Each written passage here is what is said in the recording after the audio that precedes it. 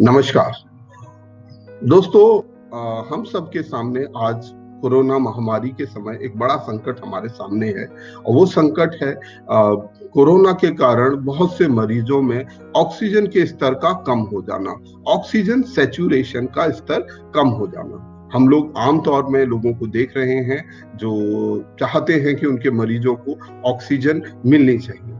तो आज बात करते हैं कि हमें ऑक्सीजन की आवश्यकता कब होती है, क्यों होती है और हम इसे किस प्रकार से पूरा कर सकते हैं। तो और खास तौर में जब तक हम पूर्ण मेडिकल व्यवस्था को अरेंज नहीं कर पा रहे हैं, पूरी तरह से अस्पताल में नहीं पहुंच पाए हैं या हमारे पास ऑक्सीजन का सिलेंडर नहीं है, तो क्या ऐसे समय में हम कुछ कर सकते हैं? तो इसी सवाल पर हम बात करेंगे। हमारे शरीर में ऑक्सीजन की आवश्यकता है या हमारा जब ऑक्सीजन सैचुरेशन कम हो रहा है, तो जो मेडिकल गाइडलाइन है कोविड के संबंध में, WHO की गाइडलाइन है, उसके अनुसार यदि 94 से कम हमारा ऑक्सीजन सैचुरेशन होता है या हमारा रेस्पिरेटरी रेट 24 से ज्यादा होता है, यानी कि हमारी सांस लेने की दर, हम प्रति मिनट कितनी सांस लेते हैं, तो आमतौर पर हम 12 सांसें प्रति मिनट लेते हैं, परंतु यदि ये नंबर 24 प्रति मिनट से ज्यादा हो रहा है, तो ऐसे में आपको ऑक्सीजन की आवश्यकता हो सकती है। यदि आपका ऑक्सीजन का स्तर 90 से 93 के बीच में है, तो आपको तुरंत ऑक्सीजन की आवश्यकता होगी। आपको या तो किसी अस्पताल में या अपने स्तर पर इस कमी को पूरा करने के लिए ध्यान देना होगा। जब आपको ऑक्सीजन की कमी होगी, तो आपको उसे ठीक करने के लिए कुछ ऐसे कदम हैं जो आप अपने घर पर रहते हुए ही उठा सकते हैं। और वो कदम क्या हो सकते हैं, क्योंकि ये कदम बेहद महत्वपूर्ण हैं, ये आपकी जान बचा सकते हैं, जान बचाने के लिए बहुत उपयोगी हो सकते हैं। तो उन कदमों की हम बात करते हैं। तो नंबर 1, हमें ये जान लेना होगा कि हमें ऑक्सीजन की आवश्यकता कब है। तो यदि आपकी ऑक्सीजन का जो हम पल्स ऑक्सीमीटर के जरिए से अपनी ऑक्सीजन का स्तर ये पाते हैं कि वो 90 से 93 के बीच में है या 93 से कम है, तो ऐसे में हमें ऑक्सीजन की आवश्यकता होगी। हमें हमारा जो सांस लेने का दर है, यदि वो 24 प्रति मिनट से ज्यादा हो रहा है, तो हमें ऑक्सीजन लेने की आवश्यकता होगी। हम सबसे पहले ऑक्सीजन लेने से पहले या ऑक्सीजन सिलेंडर अरेंज करने से पहले या अस्पताल पहुंचने से पहले कुछ बुनियादी काम कर सकते हैं, जिसके द्वारा हमारा ऑक्सीजन का स्तर कुछ हद तक बढ़ सकता है। वो है अपनी पोजीशन को बदलना, विशेष रूप से उल्टा पेट के बल पर लेट जाना। ये हमारे लिए एक लाभदायक चीज हो सकती है। हमें अपने चेहरे के नीचे मोटे 2 तकिए लगाने हैं, जिससे हमारा फेस जिस भी जगह हम लेटे हुए हैं वहां से थोड़ा ऊंचा होना चाहिए। हमारा पेट का हिस्सा नीचे की तरफ होना चाहिए। हमें एक इंक्लाइंड पोजीशन में, इस तरह से, तो चेहरा आगे की तरफ होगा और पेट नीचे की तरफ होगा, इस पोजीशन में हमें लेटना चाहिए। साथ साथ हम अपने पैरों के नीचे भी तकिया लगा सकते हैं और ऐसी ये पोजीशन हमें लगभग 30 से 40 मिनट मेंटेन करनी है, जिससे हमारा ऑक्सीजन स्तर कुछ बढ़ सकता है। साथ साथ हम यदि करवट से लेटना चाहते हैं, तो हमें उल्टे हाथ पर करवट पर लेटना ज्यादा लाभदायक।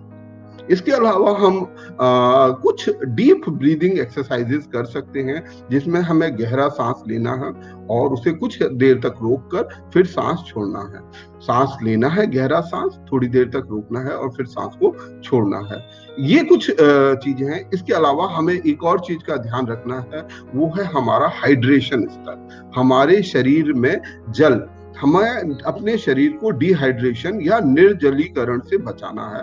जैसा आप सभी जानते हैं कि हमारे शरीर में पानी की मात्रा, हमारे खून में पानी की मात्रा बहुत होती है और जब हमारे शरीर में पानी की मात्रा घट जाती है, तो भी हमारे शरीर के जो सेल्स हैं, टिश्यूज हैं, वहां तक ऑक्सीजन पहुंचना कम हो जाता है। तो ऐसी स्थिति में आपको डिहाइड्रेशन से अपने आप को बचाना है। तो आप कोई भी ORS पाउडर, ORS सॉल्यूशन ले सकते हैं, इलेक्ट्रॉल पाउडर या तमाम ORS सॉल्यूशन जो बाजार में या सरकारी अस्पतालों में भी उपलब्ध रहते हैं, उनको ले सकते हैं।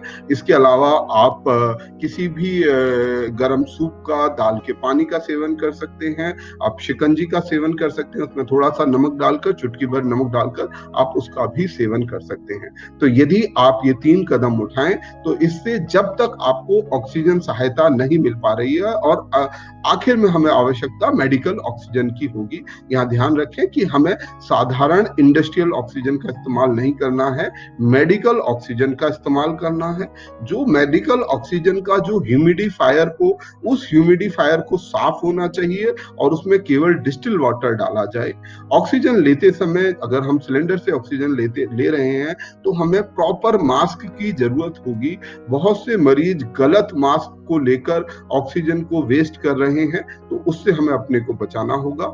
हम नेजल प्रोंग नाम के मास्क आते हैं, जिन्हें सीधा नाक में लगाया जाता है, उनका इस्तेमाल कर सकते हैं, या फुल फेस मास्क जिसमें हमारा पूरा नाक और चेहरा उस मास्क के नीचे दबता है, उस तरह के मास्क को इस्तेमाल करना है। और जो नेबुलाइजर के लिए नेबुलाइजेशन के लिए जिस मास्क का इस्तेमाल करते हैं, वो नहीं करना है। हमारा जो ह्यूमिडिफायर है, जो फ्लो मीटर के नीचे एक कांच की ग्लास जैसा रहता है जिसमें पानी रहता है, उसका ध्यान रखना है, उसे साफ होना चाहिए और उसमें केवल डिस्टिल वाटर ही भरा जाना चाहिए।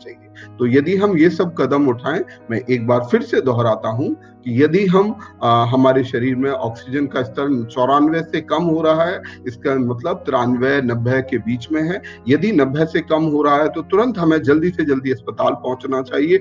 यदि 93 से 90 के बीच में है तो हम कुछ बुनियादी चीजें करके अपने ऑक्सीजन के स्तर को बेहतर कर सकते हैं, जिसमें एक कदम होगा उल्टे पेट के बल लेटना।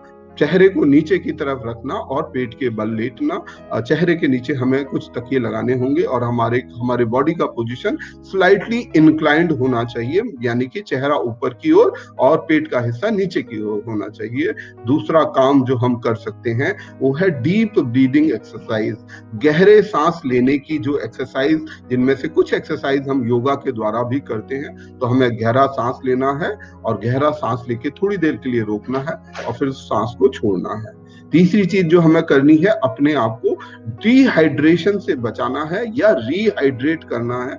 अपने शरीर में जो पानी की मात्रा है उसको सही करना है, और पानी की मात्रा को सही करने के लिए हमें साधारण पानी लाभदायक नहीं होगा। उसके लिए हमें ORS सॉल्यूशन या दाल का पानी, नारियल पानी, इस प्रकार के जो सलाइन वाटर है, नॉर्मल सलाइन, जिनमें नमक और चीनी की कुछ मात्रा होती है, उस तरीके का पानी लेना आवश्यक होगा। इन सभी कदमों को उठाकर हम अपने ऑक्सीजन के स्तर को कुछ देर के लिए बेहतर कर सकते हैं, परंतु अंततः हमें मेडिकल ऑक्सीजन की आवश्यकता होगी और हमें मेडिकल ऑक्सीजन की ओर जाना।